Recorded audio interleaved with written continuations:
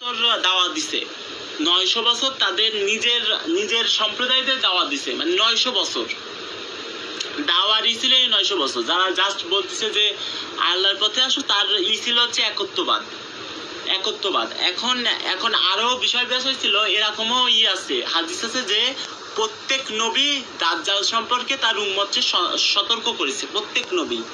এখন তালি নূহ আলাইহিস সালামও করেছে, আদম আলাইহিস সালামও করেছে, যদিও তখন দাজ্জাল আসেনি। এখন এরকম করার পরে 900 বছর দাওয়াত দিল, কিন্তু তার তার সম্প্রদায় তার দিকে কোনো মানে ছিল না, তার দিকে কোনো মানে তার দিকে কোনো ছিল না, তার দিকে মানে কোনো অ্যাটেনশন ছিল না।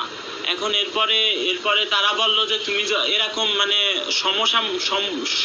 মানে বিভিন্ন রকম অপিনিয়ন আছে যে অনেকে মানে খোঁজে, অজুহাত খোঁজে যে কিভাবে আমরা এটারে প্রতিহত করব তার এখন বলে যে আল্লাহ যদি তোমার নবী বানাতো, তাহলে ফেরেশতা দ্বারাই নবী বানাতো, একজন মানুষ দিয়ে নবী বানাতো। কিরাম নবী যে হাটে চলে, করে হাটে চলে, বাজারে যায়, কিরাম নবী। ফেরেশতা দিলে তারপরে আরো বলে যে তোমরা যদি পারো তাহলে আমাকে ফেরেশতাকে দেখাও।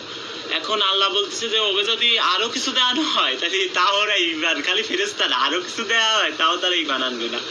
এখন এরকম আরো বিভিন্ন তারা বলে, বিভিন্ন তারা মানে নবী রাসূলকে ছোট করার চিন্তা ভাবনা করে, যে তুমি যেমন এরকম মুসা আলাইহিস সালামে বলিল যে তুমি আর তোমার আল্লাহ নিয়ে যুদ্ধ করো, মুসা আলাইহিস সালাম রে তার উম্মতটা বলিল। এরকম বিভিন্ন প্রত্যাখ্যানের বিষয় কোরআনে আইছে।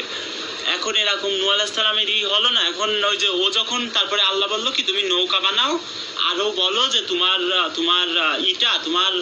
তোমার জনগোষ্ঠীর নৌকা হয়ে যাবে, ফ্লাড হবে, একটা বন্যা হবে, বন্যায় তখন সবাই ভাসে যাবে। এখন এরপরে নূহ আলাইহিস সালাম তো নৌকা বানাচ্ছে, এখন তখন এসে বলে কি বানাচ্ছে, লোকজন এসে বলে মানে যা তার বিরোধী বলে কি এ লোক কি বানাচ্ছে, মানে নৌকা ফ্লাড কি করে হবে, আকাশে তো ওই ফ্লাড কিভাবে হবে, এত বড় নৌকা বানায় লাভ কি।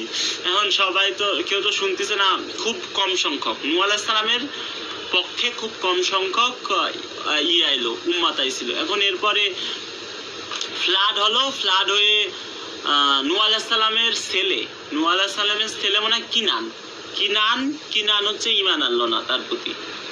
আর নূহ আলাইহিস সালামের স্ত্রী ঈমান আনছিল কি না আমার মনে নেই, কিন্তু ওর ছেলে কিনান হচ্ছে ঈমান আনেনি। সে হচ্ছে নূহ আলাইহিস সালামের স্ত্রীও খুব সম্ভব, ওরা হচ্ছে একটা বললো কি এই পাহাড়ে আমরা থাকবো, তাহলে আমাকে ফ্লাড আসবে না, মানে বন্যা আসবে।